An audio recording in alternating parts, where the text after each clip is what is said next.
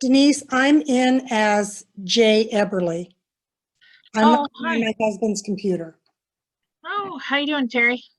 Well, I'm in a 14-day quarantine. Oh, I was with my daughter and she tested positive. So oh, we're working from home. how's she feeling? She's feeling good. Her symptoms were just like her allergies and her sinus. But Okay. in her school, I think 7 faculty have tested. And she was not the first one, thank goodness. But Right. yeah. And so she has baby, right? Yep. And her Oh, husband tested negative. So so are they trying to quarantine from each other? yeah. So Anna's home isolating from the rest of the family. So, but hers is up on, I think hers is 10 days. So I think it's the 20th, but she was going to stay away from her family till the weekend or Monday. So, Right. and then their school went to virtual learning in their specific elementary because of the number of staff. And so she won't go back to school till September, but she can do everything online. Yeah. Is she the Speech path, and she's in Lincoln? Beatrice. Beatrice. I knew it was someplace in the east. So, yeah. Well, okay. You can work from home and Yep, and I can be at your meeting. So yes. Yep. we'll go ahead and mute me again. Okay.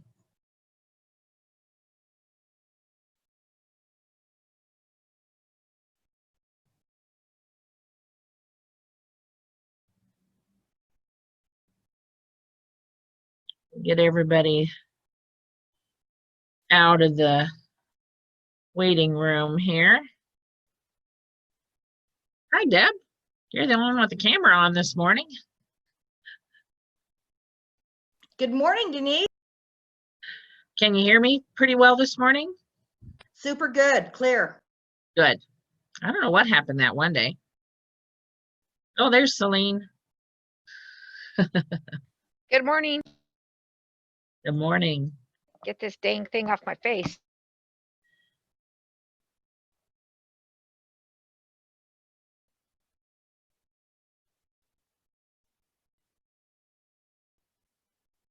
There we go. I'm excited about to learn about the surveys. Yeah, we're going to talk about that first here. I thought I'd make sure everybody was in out of the waiting room pretty much, because once I click over into the PowerPoint, then I'm not sure I'm going to be able to see the waiting room very well. So I'm going to do that. I'll have to figure that out, because if somebody joins late, then I don't want them sitting in the waiting room.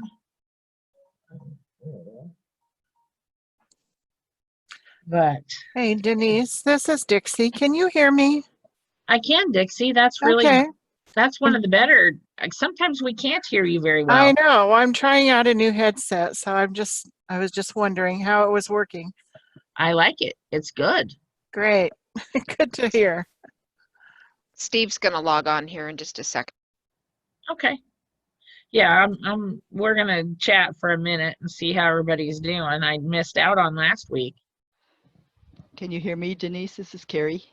Hi, Carrie. Yeah, loud and clear today. Good. My internet, it must be running really well here. It must be. Sounds good. Let's see.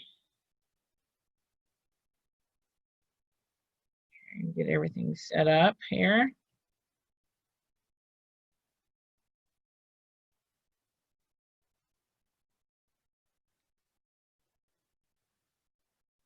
We got some new reports back from the Realm Committee. Hold on, I'll be right back.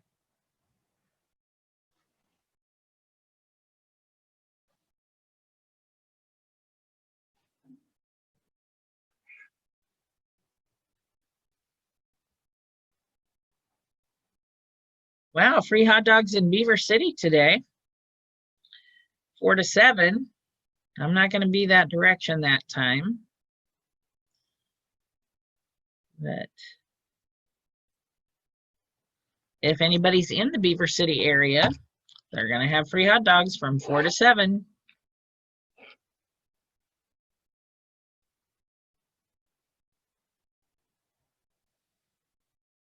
Oh, looks like Sarah from North Platte is at home and her bandwidth is too low. So she won't be able to join in. She's my one that always puts all the links up. So if we need links, I'll have to send those out later. But yeah, let's see. I think there's Ann from Valentine. She hasn't been able to be on. It's been crazy up there. Crazy busy. So she hasn't been able to get logged in, but made it today. That's terrific because we're going to talk about surveys today.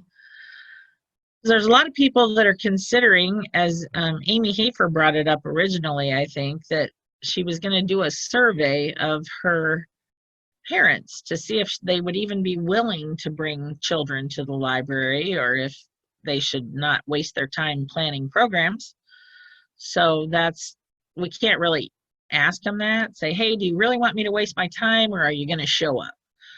You know, they don't answer very well when we question it that way. So we have to think of a different way to phrase it. So that's one of the things we're going to talk about today. I saw where Realm came out with, I was surprised to see that the plastic stuff is really holding on to the virus. It said even up to as long as 5 days. That didn't, here, let me get Jeanette in the room here. I didn't look at all the details of that, but it was. If I can jump in here. Yeah, Mike. The stuff that actually hangs on to the virus is the rigid, hard plastic. A plastic cover that's flexible that's on the top of a book. That releases the virus very quickly, but it's the hard, rigid plastic like a cassette case or a playaway case or sometimes the DVD cases. Okay. Those rigid things are the stuff that hangs onto the virus. Thanks, Mike. I did, like I say, I glanced through it and saw that it had something to do with the plastic. But And that's this good is to know. Krista.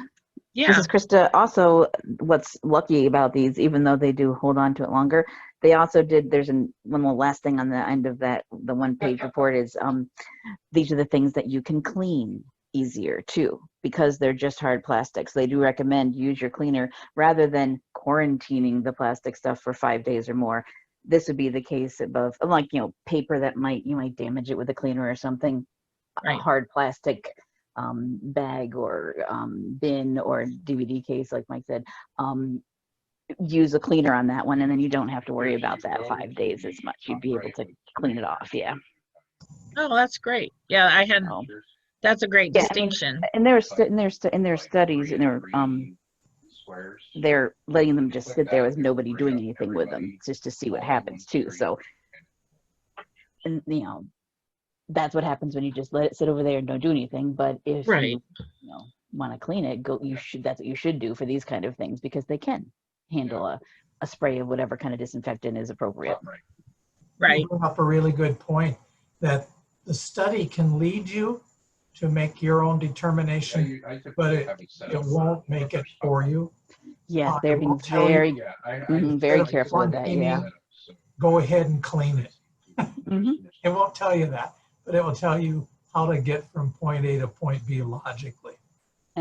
Yeah. So as long as we're using a cleaner, like the 99%, our Clorox wipes on the cases, we were still, like, we've been doing that all the time, but we still have been quarantining them. Can you put them out there earlier? Well, like Steve said, they don't tell you that. The scientists are very careful in their wording to say, this is what we see and this is how it works, but you have to draw your own conclusion. I would say if you clean it, if you take your cleaner, your good stuff that has said it will kill viruses and clean that hard plastic, then no, you shouldn't have to quarantine it.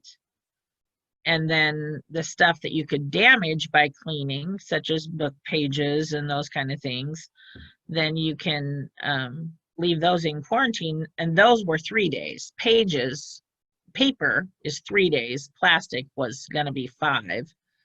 But once you clean it, then it's gone. And I see Sherry Duxides is wondering about the link for Realm, and I do have that, and I will send it to you after we're done. Because like I said, if Sarah Aiden was able to be on, she would immediately have the link in there because she's so good at that. And I can drop it in the chat for you. Okay, that'd be great. If you want to put it in the chat, then it will be there. But yeah, they're continuing to do research, and we're finding out more things all the time with library materials, which is terrific. And that way we can keep figuring out what we want to do. Like I say, they're very careful not to tell us exactly what to do, but they are giving us the information we need to decide on our own. So, well, I'd like to pull up my screen here. Let me see, screen share. And I put together a little bit of a PowerPoint here. And set it up that way. Does that look right to everybody? Okay. All righty. Well, the book that I borrowed from the commission is titled Making Surveys Work for Your Library, Guidance, Instructions, and Examples, and it's by Robin Miller and Kate, and I think it's Hynent. And it was terrific. It's not a super long book. I think it would be one that you could read fairly quickly and easily. And it gives some great ideas about what you need to do to make a survey be as effective as it can be for you. I'm returning it today, so it'll be available for borrowing. So then, but let's look a little bit about what it said. I was being very specific in my presentation about the fact that we want it to be asking parents, are you coming back, kind of thing. So first, a little general stuff about surveys, because I wanted to make sure I could do a little bit of CE for this one. I want to, oh good, it tells me if somebody's in the waiting room. That makes me so happy. But I wanted to get some CE in. So first, to stretch it enough that we can do that, we want to talk a little bit about surveys, because libraries do surveys all the time. And they do them for all variety of different reasons. And it's one of those things that we use because it is such a good tool that it measures what's going on currently. It helps us anticipate what people might think about for the future, what they might want, what they're looking for from the library. So surveys are a particularly good tool for libraries, and they actually are really one of the most efficient means of gathering information directly from the library users.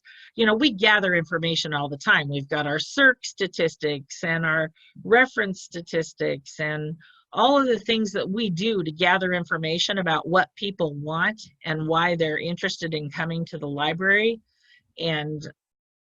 But surveys and those are kind of indirect methods. But surveys get that information directly. We're asking them a question and they're answering us. And so this is really just a very efficient way. Now, what it does then is it provides librarians evidence-based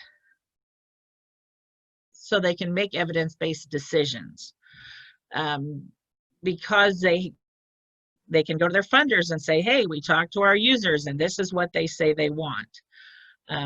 We use this all the time. We've talked about it most recently in strategic planning, because that was something that has come up fairly recently in Nebraska. We needed to all have strategic plans. And so, and now it's a little different terminology, because it's not actually a real, not a strategic plan in the business sense. It's more about responding to community needs, which is another, like I say, we need that evidence to talk about what the community needs and wants. But this surveys also help us in our program development, which is what we're going to talk about today specifically. It also helps in policy making and even in fundraising. So surveys are very useful tools if we can figure out how to use them exactly. All righty, I'm screen sharing. And now, oh, there we go. What we need to remember, though, is that surveys elicit self-reported data. And that's a weird way of saying it, but when we ask people something, we're asking for their attitudes, their feelings, their preferences, and that's what kind of things we're going to get in a survey. We're asking, hey, what do you think about? They can give us accounts of their past behavior, which we have to be careful, because if you say to somebody, in the last 6 months, how many books have you read? They're likely to inflate that number just because their brain thinks they read a lot of books in the last 6 months. But because memory is faulty, and people really want to, our library users really want to have great library usage. They like the library. They want to say that they have used it a lot. So the accounts of past behavior may or may not work all that well. Prediction of future behavior, which is what we're going to ask them today, is, are you willing to come to the library in the future, like tomorrow or next Thursday? Are you going to come to the library for a program? And then the other piece that you can get, the data that you can get reported, are dimensions of personality. Again, this book it's a great book, but sometimes a bit, maybe, I don't know, academic. Dimensions of personality. Okay, so the example they gave is, when you're spending time in the library, do you prefer spaces where socializing and talking are welcome? So yes, that's a dimension of someone's personality. If they go into the library and think it should be silent, or if they're more of the type of personality that, hey, we can tolerate a little noise in here. But so that's really important to remember about surveys, is you're going to get attitudes, feelings, and preferences. Can I jump in here quick? I want to give you a Sure, Mike. story about just how badly surveys can lead you astray. Okay. At my first library, we had Saturday hours from 8 to noon. We wanted to know if adjusting those hours, say from 10 to 3, might be a little more useful to families that use the library on Saturday. And the response we got was overwhelmingly positive.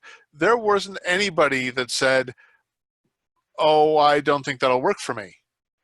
After due consideration, we changed the library hours, and at 8 o'clock Saturday morning, we had phone calls from the police saying there's this crowd that wants to bang down your doors. Why aren't you open? And we'd asked these exact people, do you think we should change to open at 10 o'clock? And they said, yeah, sure. It didn't mean that they were willing to change their behavior to coming into the library at 8 o'clock. I still don't know what went wrong, but I have been very skeptical about self-reported future behavior ever since. Right. Memory is faulty, and the report of future behavior may or may not work out. You know how that goes? Just like Mike's saying, everybody said, yeah, let's speak that change, and then they didn't change. So I agree, Mike. It's a good thing to be skeptical of. And because I was thinking about that, even if we ask everybody, are you going to bring your kids? And once again, if they all say yes, you may be sitting in the room alone, because we can't hold their feet to the fire, say, hey, you said you were coming, or you said it was okay to open at 10, because then they change their mind and continue to behave the way they've always behaved. But so the thing about surveys is you have to get them out somehow. How do you distribute surveys? There's, of course, two choices, direct and indirect. Direct means you're being very specific about who you're asking to fill out the survey. You're sending out email invitations. Now, that may or may not be real specific. It could be you use your library, your ILS to send out emails to all of your patrons. That's not particularly specific, but it does leave out a group. It leaves out your non-users. I mean, if you use your library ILS to send out emails, the people who are not library users, or who do not have a card, or do not have their email listed on their card, you're not going to survey them. So in a way, it is a direct invitation if you send it that way. You can mail out letters, again, to have addresses or postcards. You can put them in the electric bill. That's a little wider. That might lead more towards the indirect, because everybody gets an electric bill. But you can mail out letters or postcards. And even more specifically is you could make phone calls. If you wanted to talk to people who in the past have brought the children, chances are you have a phone number, contact. Staff could make phone calls and give them the survey over the phone if they're willing to talk to you. So that's the direct way, and a more narrow focus on surveys. The indirect way is you can post a link. You can post a link on your website. You can post a link on your blog or your social media page. And Facebook is not to be discounted here. A lot of the libraries, especially a lot of our smaller libraries, and even the larger ones now that we've had this whole virtual programming area, people are more accustomed to coming to Facebook pages now, or web pages or blog pages, wherever you've done your programming. So that might be a really good way to contact them, by putting a link to the survey there. And I use the listserv because I have the ability to have everybody's email in the library world, but I don't know how many libraries have listservs, but that one is good for me. In order to have a successful survey, we have to talk about why they might fail. And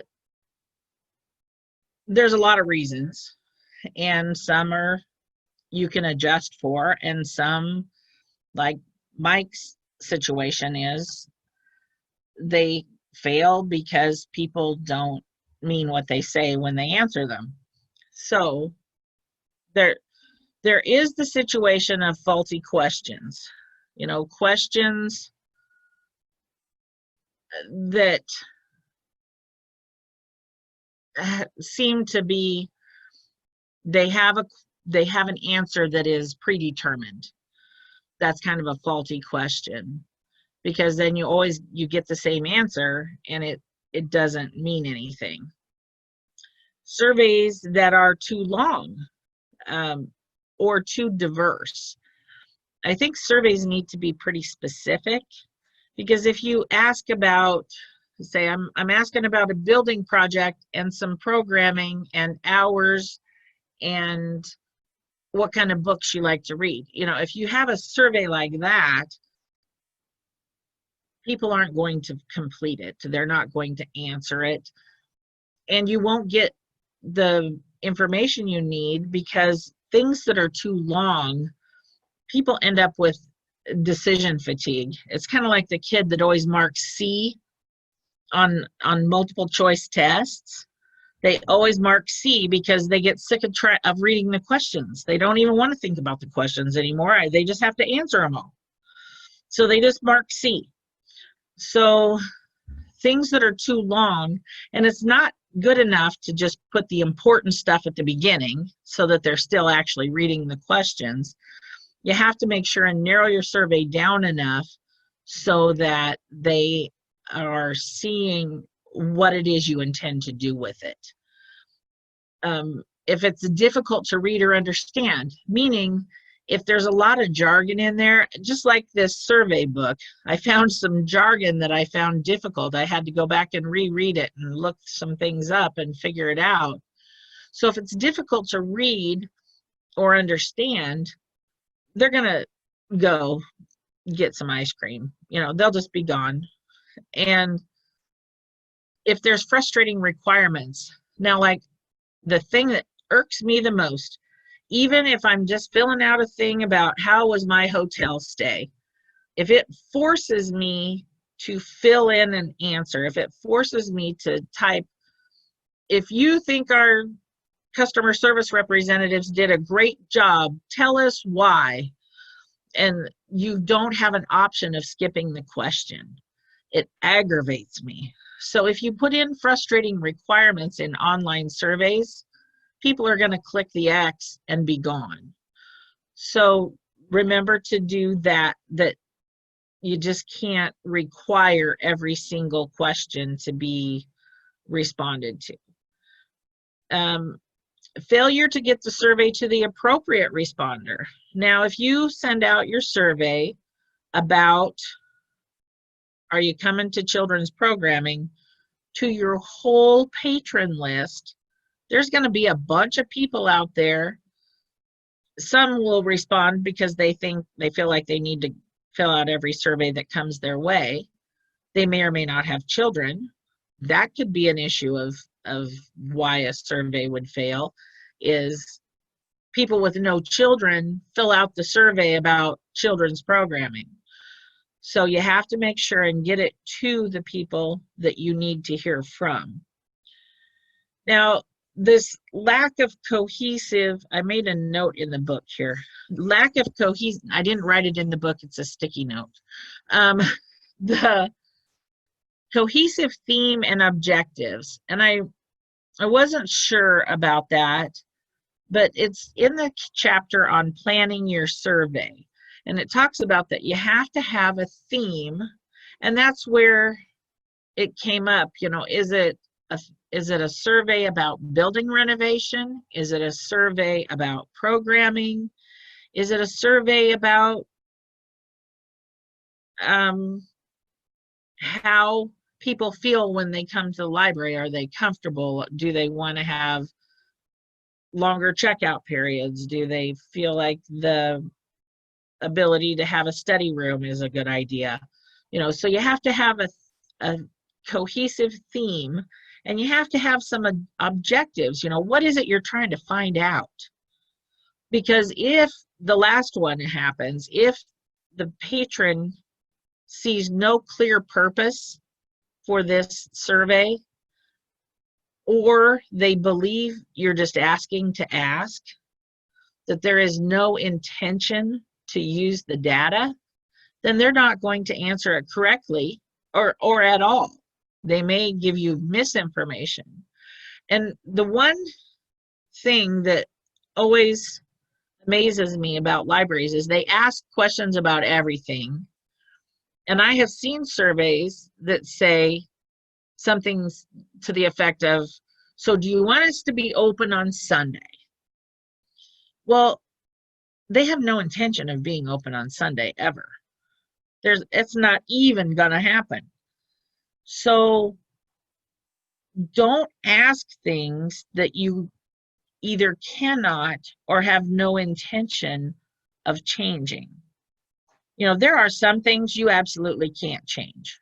There are some things that just aren't, either your city has mandated it or your board has stated that this is, you know, that things like filters. And if the board has said, we're going to have filters, it doesn't matter what you say, this is, you know, we're going to have filters. So do not put on a survey to your patrons, do you want to have filters? Because that gives them a bad feeling about filling out your surveys ever again, actually. So those are all reasons that surveys fail. So here we talked about cohesive themes and objectives. So let's talk about a theme. In-person programming for children is the theme because that was what we wanted to go for. So then we have to have objectives. So what do we want to learn? We want to learn if parents will or will not bring the children to the library for anything, but in particular programming. We want to learn what the barriers are that might prevent parents from attending events. It could be some parents, it might be that they have to wear a mask. And other parents, it might be because not enough people are wearing masks. So asking about masks, you're not going to be able to determine if your board or city has mandated masks, you don't have the option of changing that anyway. And so if the reasoning is, I'm not bringing my children to the library because they would have to put on a mask, you can't change that. So there's really no point in even asking that. But we do want to learn about what barriers could be removed that would prevent parents from attending events. We also want to learn about what their favorite activities or topics are. We want to know what would bring them back for another program. Do they want a series? Do they want individual topics that are interesting? What is it that brings them back? So I happened across this introduction because if you're going to send out an email, or if you're going to send out a postcard or a letter, or if you're going to call somebody on the phone, it's important that you have some sort of introduction. And I do intend to post the survey portion of today's meeting on our new YouTube channel. I've learned how to trim the videos. So I'll trim off the beginning and I'll trim off the end, so you don't have to worry about that portion of it. But the survey part, I'm going to post on the YouTube so that everyone can watch it. And so you'll be able to pause it at the time this introduction comes up. Something I found interesting about this intro is that at the end, there is a live person, a contact. That is one of the most important things you have to put in there is, how do I get a hold of a live person? Because people, there's always questions, but they want to know who they can talk to. So don't leave that portion off. You know, we figure, oh, they know us. They know me. I'm at the library every day. They know they can talk to me. No, it's important to put that in. Now let's talk about sample questions. Now I was just brainstorming, and I may or may not, I want some feedback if you see flaws in my questions, because faulty questions are a problem.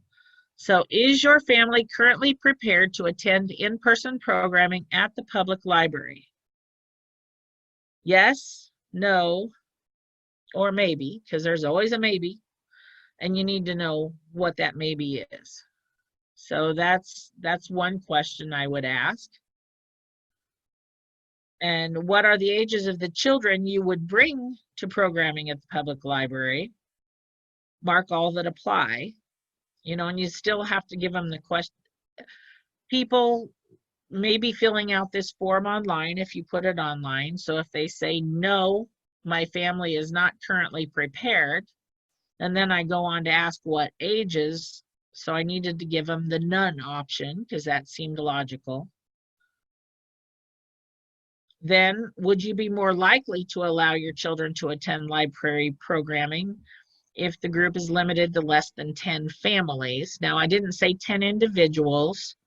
I said 10 families because they tend to, in the health department's limitations, they talk about family groups. So if you were going to church, you'd have this family sitting close together and this family over here close together, but there's 6 feet between the two groups. Because good grief, if you put 6 feet between every individual, that'd be kind of crazy. But so that's a, you know, yes, no, or maybe again. Would you be more likely to allow your children to attend library programming if the activity is held out at an outside location, such as a public park? That's another thing, a mitigating factor that has been discussed, that having outside activities are less likely to transmit virus. So, and then please share any other thoughts you have about in-person programming. That's the piece of surveys that is difficult to quantify. I mean, but it's important to give people the opportunity to speak in the narrative, because yes, no, and maybe doesn't answer every question. You know, they just can't tell you what they need to tell you with that type of question. So I think at the end, sharing your thoughts is a good option to put at the end of a survey when you're asking people this type of questions. So what do you think? Is that my next, oh, there's one other style of question, and then I was going to ask for a little bit of brainstorming. The ratings type questions, and you could do that for all kinds of different things that you want to know. But think about the next month. Again, I'm asking for prediction of future behavior. Think about the next month. Would you consider attending any of the following library programming for children? And then you give them options. I try not to give them too many. So 3 choices. Sure, I'm coming. Yeah, I might come. Or forget it, I'm staying home. Those are the 3 options. So we've got baby lap sit, preschool story time, Lego club, after school homework help. I just tried to think of some different types of activities that libraries do for children. Lego club is a high touch activity, of course, because they have to build. And the same with the maker club, but that doesn't, I don't know, all the little Lego bricks seem like a nightmare to me. But I guess you can spray them with Lysol. I mean, they're a nightmare because you might step on them. I don't like them at my house because then I end up stepping on them with my stocking feet. But as far as sanitizing them, Lysol's good, a spray, so that would work, or a tub of dish soap. After school help, that's a fairly close activity because whoever's helping the child, either on the computer or on their math homework or whatever, probably will have to get close enough to see what's on the paper. So that's not a social distancing type activity. Chances, you know, people would have masks on, but again, baby lap sit, mom's there. Preschool story time, mom is still there, but maybe not in as close a proximity. But anyway, so the ratings, rate your likelihood of, I think that's a good style of question as well. It helps you kind of gauge what people are thinking and how they're feeling. So then now I'm ready for oh yeah, here's what I wrote down: masks. Don't ask about something you cannot change. Are there other questions that you guys have thought of or considered putting in surveys, or problems that you